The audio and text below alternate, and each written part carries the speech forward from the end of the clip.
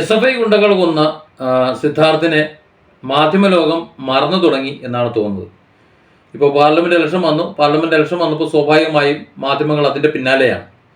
എന്നാൽ ഇപ്പോൾ കോളേജിൽ നിന്ന് പുറത്തു വരുന്ന ചില വിവരങ്ങൾ, ഈ വിവരം ക്രൂരമായി സിദ്ധാർത്ഥിനെ മർദ്ദിച്ച് കൊലപ്പെടുത്തിയ വിവരം ആന്റി റാഗിംഗ് സ്ക്വാഡിനെ അറിയിച്ചിട്ടുള്ള വിദ്യാർത്ഥികൾ, ആ വിദ്യാർത്ഥികളെ 1 വർഷത്തേക്ക് കോളേജ് അധികൃതർ കോളേജിൽ നിന്ന് പുറത്താക്കിയിട്ടുള്ള വിവരമാണ്. അവർ ആ വിവരം ചാൻസലർ കൂടിയായിട്ടുള്ള ഗവർണറെ വിവരം അറിയിച്ചിട്ടുണ്ട് എന്നാണ് അറിയുന്നത്. അതായത് പരാതിയായി കൊടുത്തിട്ടുണ്ട് എന്ന്. ഇവിടെ അന്നത്തെ ഡീനടക്കം സിദ്ധാർത്ഥിനെ മർദ്ദിക്കുന്നത് കണ്ടിരുന്നു എന്നാണ് മനസ്സിലാകുന്നത്. കാരണം അതിനുശേഷം അവരുടെ ഡീനിന്റെ പ്രസംഗം വീഡിയോ ആയി നമ്മൾ കണ്ടിരുന്നതാണ്. ഇത്തരം സംഭവം നടന്നതായിട്ട് മിണ്ടരുതെന്നും ഇതൊരു അപകടമാണ്, അല്ലെങ്കിൽ കഥകൾ മറ്റൊന്നും ആരോടും പുറത്തു പറയരുത് എന്നും അദ്ദേഹം പറയുന്നതായിട്ടുള്ള വീഡിയോ പ്രചരിച്ചിരുന്നു. ഇവിടെ നമ്മൾ മനസ്സിലാക്കുന്നത് SFI പ്രതികളായിട്ടുള്ള ഈ വിദ്യാർത്ഥികളെ പിന്തുണയ്ക്കാനും അവരെ സംരക്ഷിക്കാനും വേണ്ടി ആസൂത്രിതമായ ശ്രമം ഇപ്പോഴും നടന്നുകൊണ്ടിരിക്കുന്നു എന്നതാണ്.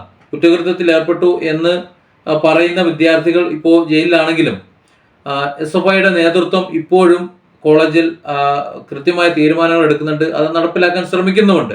അതിന് കോളേജിന്റെ അധികൃതർ നല്ല സപ്പോർട്ടും കൊടുക്കുന്നുണ്ട്. അതിന്റെ തെളിവാണ് ഈ വിവരങ്ങൾ പുറത്തറിയിച്ച, അതായത് ആന്റി റാഗിംഗ് സ്ക്വാഡിനെ അറിയിച്ചുകൊണ്ട് അവരുള്ള കാര്യം പറഞ്ഞിരുന്ന ആ വിദ്യാർത്ഥികൾക്ക് കോളേജിൽ വിലക്ക് ഏർപ്പെടുത്തുന്നത്. അതായത് ഈ വിവരങ്ങൾ പുറത്തറിയുന്നത് കോളേജ് അധികൃതർ ഭയപ്പെടുന്നു എന്ന് വേണം കരുതാൻ. അതിൽ തന്നെ ഒരു വിദ്യാർത്ഥി നോർത്ത് ഇന്ത്യൻ വിദ്യാർത്ഥിയാണ്.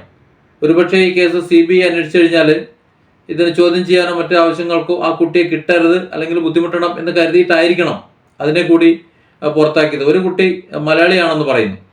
ഏതായാലും 2 പേരെ ഇപ്പോൾ കോളേജ് പുറത്താക്കിയിട്ടുണ്ട്. അത് വിവരങ്ങൾ പറഞ്ഞതിനാണ്, അല്ലാതെ കുറ്റകൃത്യം ചെയ്തതല്ല. സിദ്ധാർത്ഥിനെ അപകടപ്പെടുത്തിയ വിവരം പുറത്തു പറഞ്ഞതിനാണ്, ആ വിവരം ആന്റി റാഗിംഗ് സ്ക്വാഡിന് കൈമാറിയതിനാണ് അവരെ പുറത്താക്കുന്നത്. ഇതിൽ നിന്ന് നമ്മൾ എന്താ മനസ്സിലാക്കേണ്ടത്? കോളേജ് എന്നത് ഇപ്പോഴും യൂണിയന്റെ പിടിയിലാണ്, അല്ലെങ്കിൽ ആ കോളേജിലെ അധികൃതരടക്കം എല്ലാവരും ഈ ഗുണ്ടായിസത്തിന് പങ്കാളികളാണ്, അല്ലെങ്കിൽ അതിന് ചൂട്ടുപിടിക്കുന്നവരാണ്.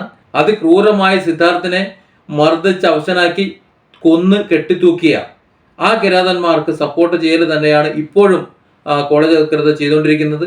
അതുകൊണ്ട് തന്നെ ഈ കേസ്, സിദ്ധാർത്ഥിന്റെ ഈ കേസ് ആത്മഹത്യയായി ഒതുങ്ങിപ്പോകാനാണ് സാധ്യതയായി ഞാൻ കാണുന്നത്. കാരണം മുഖ്യമന്ത്രിയോട് ഈ കേസ് CBI അന്വേഷിക്കണം എന്ന് സിദ്ധാർത്ഥിന്റെ മാതാപിതാക്കൾ പിതാവ് ആവശ്യപ്പെടുമ്പോൾ സ്പോട്ടിൽ അത് അംഗീകരിക്കുകയാണ്. സ്പോട്ടിൽ ഇത് അംഗീകരിക്കുക എന്ന് പറഞ്ഞാൽ അതിനർത്ഥം എന്താണ്?